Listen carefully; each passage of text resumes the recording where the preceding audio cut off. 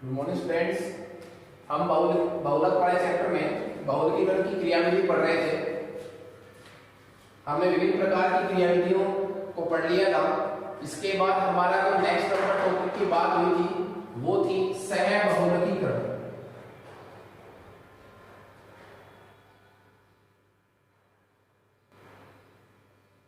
सहबहुलकीकरण,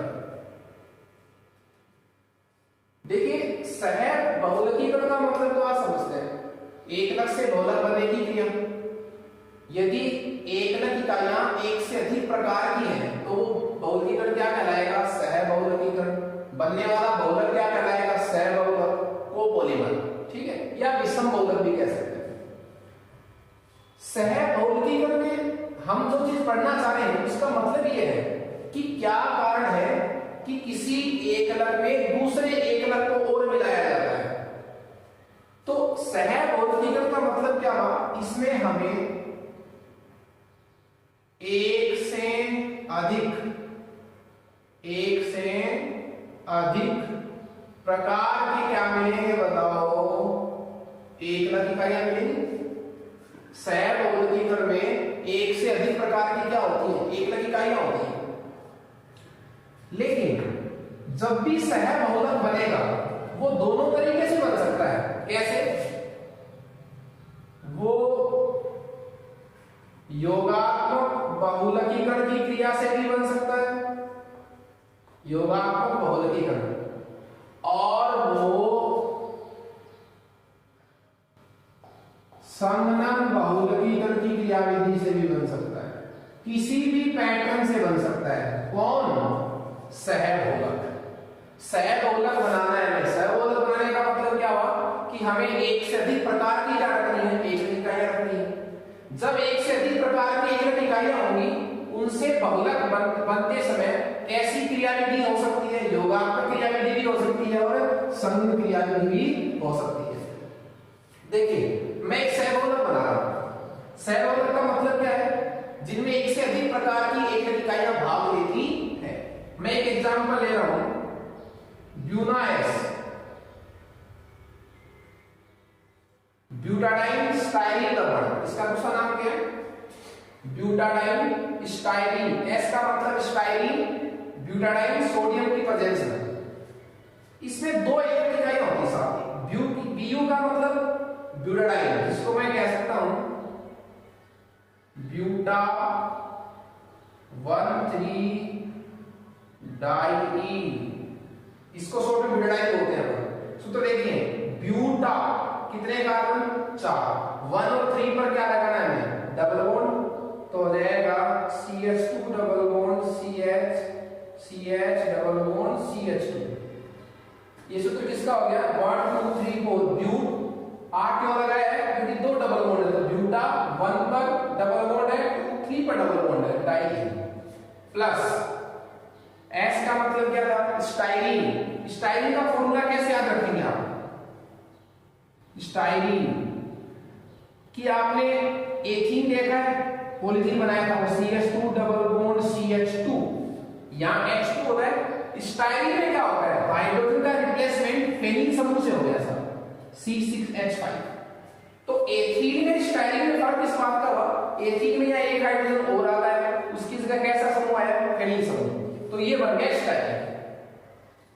इनसे हमें बहुलक बनाना है। दोनों की कितनी कितनी इकाइयां हैं? यहां पर n इकाइयां। ठीक है, हमारा वो पैटर्न शॉर्ट ट्रिक है हमारे पास। इस बंद को किधर लेना है? इधर। इस वाले मोड को इधर, इस वाले मोड को इधर, और यहां कोई इकाई जोड़ेंगे, इसका मोड किधर? इधर। शॉर्ट ट्रिक का समझ सकते हैं, हमारा सवाल सही हो सकता है।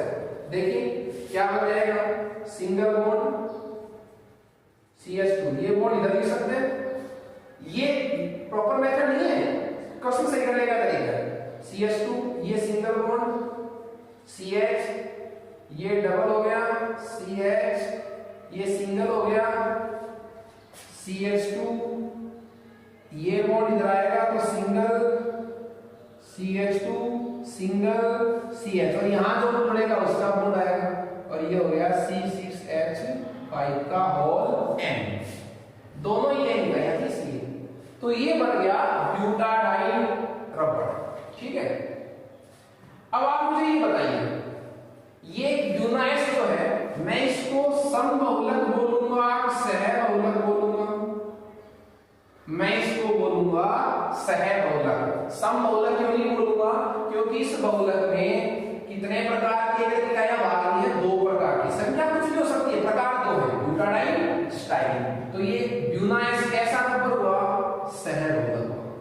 ठीक है, एक एग्जांपल और लेते हैं फ्रेंड, जो भी जस्ट हमने पिछली क्लास में पढ़ा था, नायलॉन 66 का, नायलॉन 66, उसमें हमने लिया था हेक्सामेथिलीन डाइएमीन। अभी जस्ट प्रीवियस क्लास में हम पढ़ के गए हैं, हेक्सामेथिलीन डाइएमीन प्लस इसकी कितनी इकाइयां लेंगे अपन? n इकाइयां, प्लस एडीपी कंपाउंड की भी कितनी इकाइयां लेंगे? n। CH2 का होल 4 COOH, ये है वो एडीपी कंपाउंड, ये है हेक्सामेथिलीन डाइएमीन। और इनका जब हमने बहुलक बनाया था कौन सा? नायलॉन 66, तो कहा था यहां से कौन H, यहां से कौन OH। जब यहां से भी कोई समूह जाएगा तो कौन सा जाएगा? H जाएगा। यहां से भी जब कोई इकाई जुड़ेगी तो समूह कौन सा जाएगा? OH। तो बाकी को बाहर निकाल दीजिए, NH, यहां से H चला गया सर, बोलिए CH2 का होल 6, NH, यहां से H और यहां से OH, तो बाहर कौन चले गए? NH2, बोलिए उधर कौन बच गया? यहाँ CO, CH2 का होल 4 और COOH, यहां से भी चला गया OH, तो ये लीजिए होल है। ये सहबहुलक है, क्यों है? इसमें कितने प्रकार की इकाइयां हैं? 2 प्रकार की। नायलॉन 66 भी एक ऐसा बहुलक है, सहबहुलक है, क्यों? इसमें भी कितने प्रकार की इकाइयां हैं? 2 प्रकार की, हेक्सामेथिलीन डाइएमीन और एडीपी कंपाउंड। लेकिन दोनों के बनने का तरीका अलग है। आप देखिए, जब ब्यूनाइस बना है तो जब भी 2 इकाइयां जुड़ी थी, कोई छोटा अणु बाहर नहीं गया साहब, सीधे करेक्शन हो गया, सीधा लिखा हमने, कुछ भी छोटा अणु, कोई HCl, H2O, NH3 वगैरह कुछ बाहर नहीं निकला है। इसका मतलब क्या हुआ? इन दोनों एकलकों ने जो बहुलक बनाया है वो कौन से तरीके से बनाया है? योगात्मक वाले तरीके से। इन्होंने योगात्मक बहुलकीकरण किया है, क्या बनाने के लिए? ब्यूनाइस बनाने के लिए। जबकि देखिए नायलॉन 66 भी एक ऐसा बहुलक है, सहबहुलक, क्यों? इसमें भी कितने प्रकार की इकाइयां हैं? 2 प्रकार की। लेकिन यहां देखिए, जब भी 2 इकाई जुड़ेगी उनमें से मध्य से क्या निकलेगा? H2O। इसका मतलब नायलॉन 66 जब भी बना है तो कैसे बहुलकीकरण से बना है? संघनन बहुलकीकरण से। तो मेरे कहने का मतलब ये था कि जब भी सहबहुलकीकरण होता है, सहबहुलकीकरण की परिभाषा क्या हो जाएगी? सहबहुलक बनने की क्रिया को सहबहुलकीकरण। जब भी सहबहुलक का निर्माण होता है वो दोनों क्रियाविधि से हो सकता है, योगात्मक बहुलकीकरण द्वारा भी हो सकता है और संघनन बहुलकीकरण द्वारा भी हो सकता है।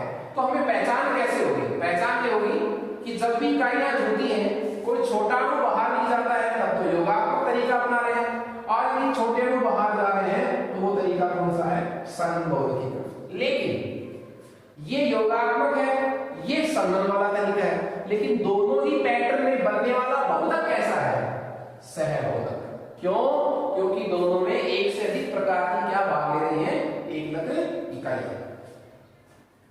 देखिए इसका फायदा क्या है? हम ये कह रहे हैं, क्या कारण है कि हम एक बहुलक में एक और प्रकार की एकलक इकाई मिलाते हैं? ऐसा क्या है, क्या फायदा है उसका? तो देखिए हम पढ़ेंगे सहबहुलकीकरण के दैनिक जीवन में क्या फायदा है।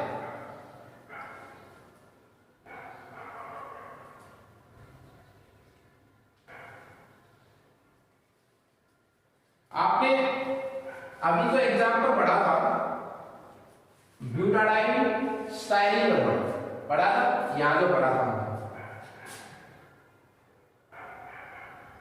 ब्यूटाडाइन ब्यूनाइस। इस ब्यूनाइस रबड़ में 2 एकल इकाइयां थी, एक तो ब्यूटाडाइन था, एक स्टाइलिन था। यदि हम यही रबड़ किससे बनाते? ब्यूटाडाइन से, तो रबड़ का नाम क्या होता? Polybutadiene, polybutadiene.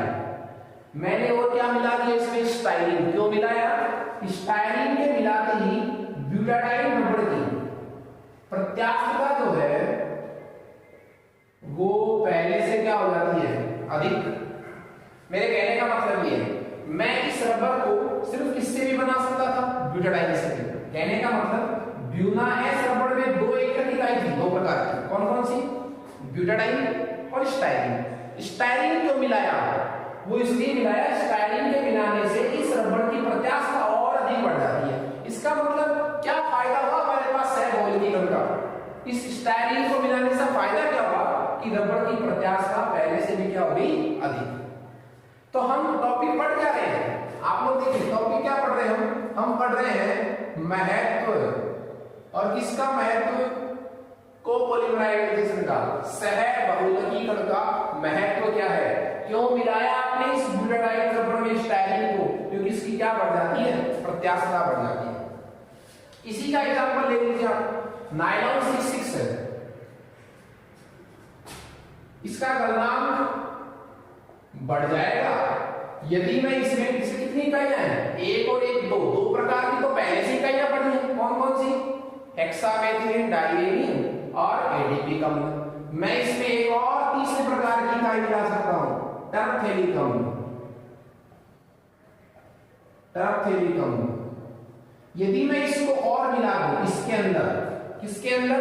नायलॉन 66 में हेक्सामेथिलीन डाइएमीन और एडीपी अम्ल के साथ यदि मैं टरफथेलिक अम्ल को और मिला दूं, पहले से भी ये सहबहुलीकरण है लेकिन और मिला दूं इसको, तो नायलॉन 66 के धागे का जो गलनांक है वो पहले से क्या हो जाता है? और अधिक। ठीक है। उसके बाद यदि आप रबड़ में एक्रिलोनाइट्राइल मिलाते हैं 20-30%, एक्रिलोनाइट्राइल, तो दर्शकों के प्रति रबड़ प्रत्यास्थ हो जाता है, इंपैक्ट हो जाता है। दर्शकों के प्रति क्या हो जाता है? प्रत्यास्थ हो जाता है। मेरे इन दो एग्जांपल से मैं आपको ये कहना चाह रहा था कि किसी एकलक इकाई में किसी दूसरी एकलक इकाई को मिलाने का औचित्य क्या है? क्या महत्व है सहबहुलकीकरण का?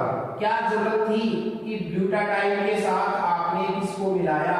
स्टाइरिन को मिलाया? तो उसका सीधा सा रीजन है कि बहुलकों के उपयोगों को, गुणों को बढ़ाने के लिए, उनका और अच्छा व्यावसायिक उपयोग हो सके, उनके गुणों में और अच्छी उन्नति हो सके, वृद्धि हो सके, इसके लिए हम कौन सी क्रिया अपनाते हैं? सहबहुलकीकरण। देखिए सहबहुलकीकरण में एकलक इकाइयां भिन्न भिन्न पैटर्न से आकर जुड़ सकती है। जुड़ने का पैटर्न क्या है? इस आधार पर सहबहुलकों के कुछ प्रकार हैं।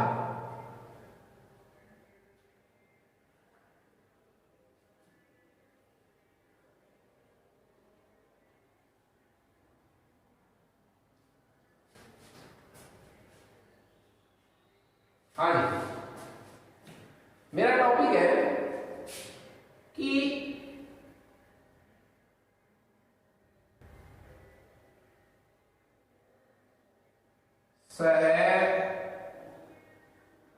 सहबहुलक के प्रकार। सहबहुलक के प्रकार, इस टॉपिक का मतलब समझिए पहले आप। सहबहुलक का मतलब क्या हुआ? वह बहुलक जिसके निर्माण में एक से अधिक प्रकार की एकक इकाइयां भाग ले रही है। तो एक से अधिक प्रकार की एकक इकाइयां भाग ले रही है। मान लीजिए दो एकक इकाई है, दो प्रकार की, ए प्रकार की और बी प्रकार की। वो एक के बाद एक जुड़ेंगी और क्या बनेगा? सहबहुलक। लेकिन उनके जुड़ने का कुछ न कुछ क्रम होता है, कोई पैटर्न होता है, किस बेसिस पर कि वो किस क्रम में जुड़ रही है, किस आधार पर जुड़ रही है। इस आधार पर बनने वाले सहबहुलक के कुछ क्या निर्धारित किए गए हैं? प्रकार। तो मैं ये कह सकता हूं कि सहबहुलक के प्रकार जो है उनको किस आधार पर बांटा गया है? एकलक इकाइयों के जुड़ने के विन्यास के आधार पर ये देखिए आप एकलक इकाइयां कम से कम कितने प्रकार की मिलेंगी हमें? 2 प्रकार की। वो उनको किस तरह जुड़ रही हैं? देखिए बनेगा तो सहबहुलक ही, क्योंकि एकलक इकाइयां एक से अधिक प्रकार की होंगी, पर वो इकाइयां किस विन्यास से जुड़ी हैं, इस बेसिक्स पर हम बनने वाले सहबहुलक के कुछ प्रकार बना सकते हैं। मैं 2 एकलक इकाइयां मान के चल रहा हूं, पहली है ए टाइप और दूसरी है बी टाइप। ए टाइप और बी टाइप संख्या कितनी भी हो सकती है, मैंने प्रकार बोले हैं, ए प्रकार और बी प्रकार। तो पहले सहबहुलक का प्रकार हमारे पास है एकांतरित सहबहुलक। एकांतरित सहबहुलक अल्टरनेट। देखिए सहबहुलक तो है ही, इस शब्द से क्या समझ रहे हैं आप कि इस बहुलक के निर्माण में कितने प्रकार के एकलक इकाइयां भाग ले रही है? कम से कम 2 प्रकार की। लेकिन ये शब्द क्या कह रहा है एकांतरित वाला? ये कह रहा है कि जो 2 प्रकार के एकलक इकाइयां थी ना, कौन से टाइप की, ए और बी, वो एक के बाद अल्टरनेट रूप से जुड़ रही है, एक के बाद एक। जैसे पहले कौन जुड़ेगी? ए, उसके बाद कौन? बी, फिर ए, फिर बी, फिर ए, फिर बी, फिर ए और फिर बी। तो ये भी एक सहबहुलक है, लेकिन एकलक इकाइयां एक के बाद एकांतर रूप से जुड़ रही है, तो इस सहबहुलक का नाम क्या हो जाएगा? एकांतिक सहबहुलक। इसी में हमारे पास दूसरा पैटर्न है क्रम रहित सहबहुलक।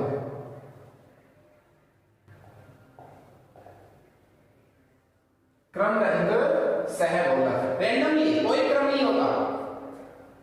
जैसे कितनी एकलक इकाइयां ली हमने? ए और बी, तो इनका कोई क्रम नहीं होता, कोई अल्टरनेट नहीं होता। देखिए इस तरह ए जुड़ गई, फिर अचानक बी, फिर ए, फिर 2 बी की भी जुड़ सकती हैं, फिर ए भी हो सकता है, फिर बी हो सकता है, फिर 2 ए हो सकते हैं, कोई क्रम नहीं होता।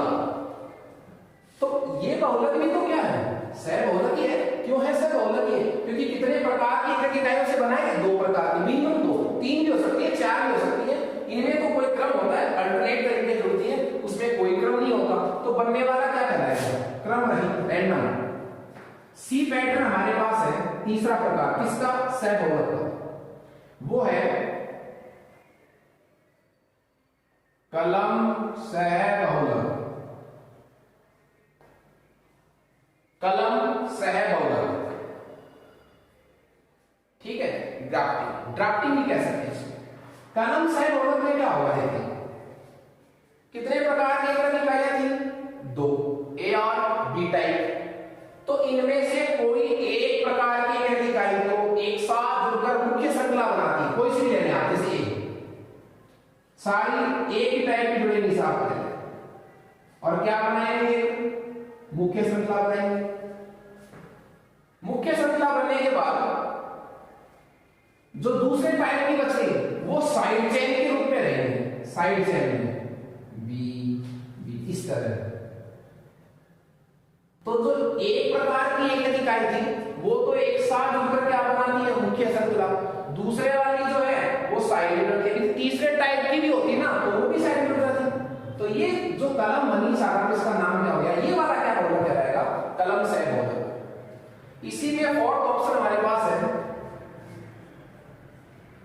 वो है खंड सहबहुलक। खंड सहबहुलक, ब्लॉक कोपोलेमर। देखिए कितने प्रकार की एकलक इकाइयां थी हमारे पास? ए और बी। तो ए और बी थे, तो खंड का मतलब क्या है? इनमें से कोई एक, इनमें से कोई एक, पहले एक स्टेप बार बार नहीं चलेगा, ए और ए, एक खंड बन गया, एक प्रकार की एकलक इकाई होगा। अब दूसरे वाली आकर एक और खंड बनाएंगे, फिर ए वाली अपना खंड बनाएंगे, इस तरह। तो ये भी एक सहबहुलक ही है, लेकिन कैसा है? खंड सहबहुलक। तो ये सहबहुलकों के 4 प्रकार थे। किस बेसिस पर इनके डिवाइडेशन किया गया है? एकलक इकाइयों के जुड़ने के विन्यास के आधार पर सहबहुलकों के कितने प्रकार हैं? 4। एकांकित सहबहुलक में क्या होता है? एकलक इकाइयां, वो चाहे 2 टाइप हो, चाहे 3 हो, चाहे 4 टाइप की हो, एक के बाद एक अल्टरनेट जुड़ी रहती है। क्रम रहित में कोई क्रम नहीं होता जुड़ने का, कैसे जुड़ सकती है? कलम सहबहुलक में क्या होगा? जितने प्रकार की एकलक इकाइयां हैं, चाहे वो 2 टाइप हो, चाहे 3 टाइप हो, उनमें से कोई एक प्रकार की तो क्या बनाएगी? मुख्य श्रृंखला, और दूसरे टाइप की क्या बनाएंगी? साइड में श्रृंखलाएं। तीसरे टाइप की होती है, वो भी साइड में होती है। इसका डायग्राम रिवर्स भी हो सकता है, कैसे? Vice versa. पहले कौन बना लिया? मुख्य श्रृंखला, भी तो बना सकता है।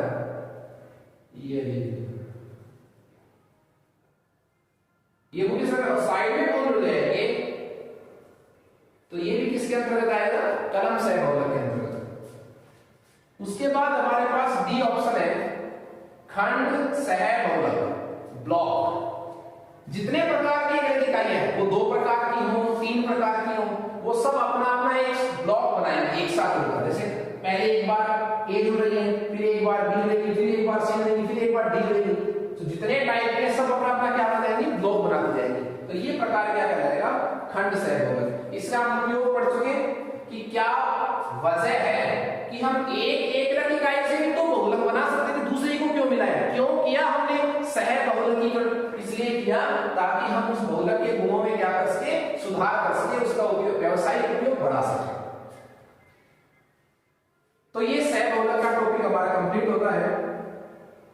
इसके बाद हम वापस से बहुलक के सामान्य गुणों की तरफ चलते हैं, और उसमें हमारे पास नया टॉपिक है बहुलक का अनुभार। बहुलकों का जो अनुभार है वो औसत रूप में बोला जाता है, औसत, एवरेज लिया जाता है। और एवरेज क्यों लिया जाता है? उसका रीजन ये है क्योंकि एक बहुलक में जितनी एकलक इकाइयां भाग लेती हैं, उन सभी का अनुभार सामान्यतया एक समान नहीं होता। भिन्न भिन्न अनुभार की भिन्न भिन्न एकलक इकाइयां चूंकि बहुलक बनाती हैं, तो अनुभार भी क्या लिया जाता है? एवरेज लिया जाता है, औसत लिया जाता है। इस बात को आप समझिए। देखिए मैं टॉपिक क्या कह रहा हूं?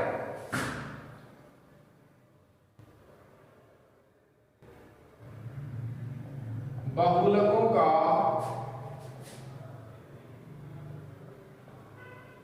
अनुभार, बहुलकों का अनुभार। वापस सुन लीजिए आप। एक बहुलक में हजारों लाखों एकलक इकाइयां होती हैं। यदि सारी एक ही प्रकार की है तब तो चलो अनुभार पूर्ण हो जाएगा, लेकिन बहुलक में एक से अधिक प्रकार की भी क्या होती है? एकलक इकाइयां होती हैं। चूंकि सभी एकलक इकाइयों की संख्या अलग अलग होती है, उनका वेट अलग अलग होता है, इसलिए जब भी बहुलक का अनुभार लेते हैं तो हम कैसा अनुभार लेते हैं? औसत अनुभार। सपोज कीजिए आप, जैसे मैं ये कहूं मेरे पास 3 प्रकार की एकलक इकाइयां हैं, ए, बी और सी, ए, बी और सी, और बहुलक बनाना है मुझे डी। 3 प्रकार की एकलक इकाइयां हैं, ए, बी और सी। बहुलक कौन सा बनाना है मुझे? डी। तो मैं 10 को, मैं एग्जाम ऐसे बनेगा नहीं, मैं आपको नॉर्मल एग्जाम्पल समझा रहा हूं।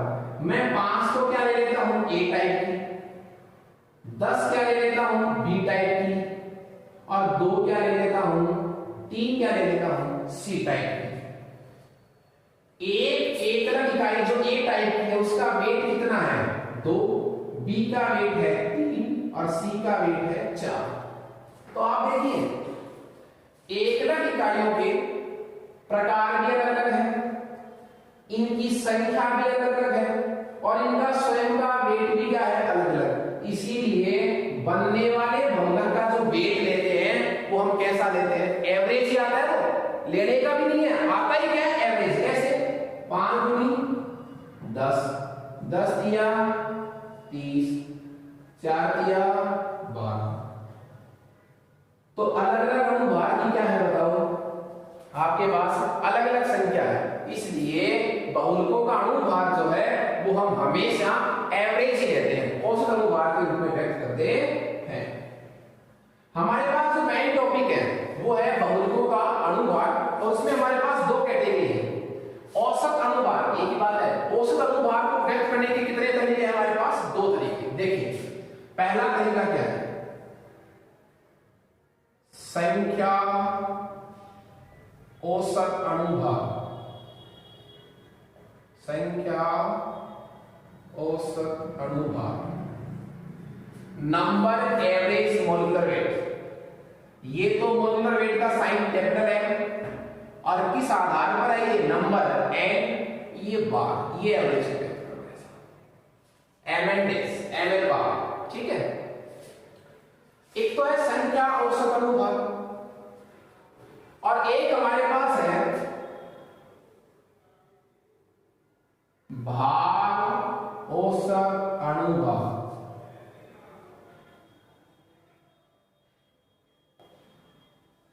जिसको मैं एम डब्ल्यू बार से डिनोट करूंगा। एम डब्ल्यू संख्या औसत अनुभाग, भाग औसत अनुभाग। एक चीज को मैंने दोनों में, क्या ये दोनों ही क्या है? औसत अनुभाग। दोनों ही क्या है हमारे पास? औसत अनुभाग। लेकिन एक का औसत तो किस बेस पर निकाला गया है? बहुलक में उपस्थित 1 लाख इकाइयों की संख्या के हिसाब से औसत निकाला गया है, और दूसरे में जो औसत निकाला गया है वो 1 लाख इकाइयों की संख्या को उनके अनुभार से गुणा करने के बाद निकाला गया है। मतलब भार का औसत निकाला गया है, ये किस आधार पर निकाला गया है? संख्या के आधार पर। मैं आपको बता रहा हूं, देखिए इसमें आपको एक तो दोनों के नाम याद रखने हैं, दोनों के फॉर्मूले याद रखने हैं, लेकिन इनके डेरिवेशन इतने कोई इंपॉर्टेंट नहीं है। फॉर्मूले क्या है? फॉर्मूला को डिफाइन भी करेंगे आगे। इसका फॉर्मूला हो जाएगा M N bar summation N I M I. I का मतलब है इसकी संख्या कुछ भी हो सकती है, समेशन एन आई। ये तो किसका फॉर्मूला है? संख्या औसत अनुभाग का। और भाग औसत अनुभाग का सूत्र है M W bar summation N I M I का square upon summation N I M I. लीजिए यदि दोनों के आपको फॉर्मूले याद है तो कोई दिक्कत नहीं डिफाइन करेंगे। इनमें एन क्या है, एन क्या है? सुनिए, मेरे पास कोई बहुलक है, मेरे पास एक बहुलक है, और उस बहुलक में कुल अणु कितने हैं? कुल 1 लाख इकाई कितनी है? एन है। टोटल तो कितनी है? एन। लेकिन सभी एक प्रकार की नहीं है, तो मैं कहूंगा उसमें कुछ अणु कितने? इस एन में से निकाला मैं, एन में से n1 अणु का जो अणुभार है वो तो m1 है। एक दूसरे टाइप की इकाई है n2 टाइप की, बहुत सारे प्रकार की इकाई है, उन अणुओं का अणुभार जो है वो कितना है? m2। इसलिए बताइए आप ni अणु का कितनी संख्या हो सकती है? उसका वेट कितना होगा? mi। तो उस बहुलक का कुल अणुभार कितना होगा? देखिए उसमें n1 प्रकार की जो 1 लाख इकाई है उनका वेट कितना है? m1। n2 अणु ऐसे हैं जिनका वेट कितना है? m2। और तो इन दोनों का टोटल किसके बराबर है साहब? n के बराबर। इस n में से निकाले गए, जैसे मैं कहूंगी कि 100 है, 100 में 50 तो ऐसे अणु है जिनका वेट कितना है? m1, और 50 ऐसे जिनका वेट कितना है? m2। तो कुल वेट कितना हो जाएगा? ऐसे नहीं कर सकता मैं, n1 गुणा m1 प्लस n2 को किससे गुणा करूंगा? m2 से। तो ये योग ही तो है, ये योग ही तो है ni m1। इसका चलता जाएगा, तो मैं टोटल क्या लिख सकता हूं? समेशन, योग ही तो है, समेशन ni m1, कि हमें n को किससे गुणा करना है? m से गुणा करना है, फिर दो सब का क्या करना है? योग। अब योग तो हमारे पास आ गया, मतलब क्या आ गया हमारे पास? अणुभाग। किसका भाग लेना है? भाग लेना है किसका? संख्या का। संख्या क्या है? अणुओं की संख्या कौन सी थी? यही तो थी। तो n1 प्लस n2, इसको मैं ऐसे लिख सकता हूं फिर ni। तो समेशन किसका? संख्या, संख्या का योग और ये संख्या का अनुभाग से क्या योग। इसको देखिए, भार औसत अनुभाग को मैं कैसे डिफाइन करूंगा? इसमें फर्क क्या है? क्या भार औसत अनुभाग में सभी अणुओं के अनुभार का योग करके, योग तो इसी तरह किया है, n1 प्रकार का एक इकाई थी, इसको n1 से गुणा किया, सबके योग हो गए, फिर इनको वापस से इनके अनुभार से गुणा करना है। इसका अनुभार कितना है? m1, इसको वापस से m1 से गुणा किया तो ये m1 स्क्वायर हो गया, इसको वापस m2 से गुणा किया, इसको वापस mi से गुणा किया। तो एक बार अनुभार से वापस गुणा करना है जितने भी हैं सबको, और भाग किसका लगाना है? संख्या का नहीं लगाना, कुल भाग का। कुल कौन सा है साहब? ये n1 को m1 से गुणा करके, n2 को m2 से गुणा करके, तो समेशन ni mi। मैं इसका एक एग्जांपल आपके सामने दूंगा, देखिए दोनों एग्जांपल अब क्लियर हो जाएंगे। इन दोनों की परिभाषा क्या होगी? परिभाषा में देखिए, मैं सूत्र से इसकी परिभाषा निकालूंगा, आपको जितना इंपॉर्टेंट है उतना ही पढ़ना है। दोनों के फॉर्मूले और दोनों पर न्यूमेरिकल आते हैं, उनको कैसे सोल्व करते हैं, परिभाषा पूछ जाए तो हम सूत्रों से बता सकते हैं। देखिए इस तरह, हाँ जी, मैं ये कहूं कि संख्या औसत अनुभार की परिभाषा देखो, सभी एकलक अणुओं की कुल संख्या और सभी एकलक अणुओं की संख्या को उनके अनुभार से क्या करके गुणा करके सबका योग करिए। योग में सभी बहुलक अणुओं की संख्या का क्या लगा दे? भाग लगा दे, तो प्राप्त रिजल्ट क्या कहलाएगा? संख्या औसत अनुभार। भार औसत अनुभार में क्या होगा? जितने भी बहुलक में एकलक इकाइयां हैं, उन सभी एकलक इकाइयों को उनके अनुभार से गुणा करके, वापस उनके अनुभार से गुणा करके किसका भाग लगाना है? एकलक इकाइयों की संख्या को उसके अनुभार से गुणा करके उसका योग करें, उसका क्या लगाना? आपके पास भाग लगाना है। इन दोनों पर एक न्यूमेरिकल हम लोग पढ़ेंगे लास्ट में। मैं ये कहूं कि 10 अणु ऐसे थे, 10 अणुओं का जो अनुभार है वो तो है हमारे पास 10। 5 अणु ऐसे हैं जिनमें प्रत्येक का वेट कितना है? 5। 3 अणु ऐसे हैं हमारे पास जिनमें प्रत्येक का वेट कितना है? 2। तो दोनों में आप न्यूमेरिकल कैसे यूज करेंगे? देखिए, यदि आपको संख्या और अनुभार निकालना है, देखिए ये तो क्या होगी साहब? संख्या n की वैल्यू, और ये किसकी वैल्यू होगी? m की वैल्यू।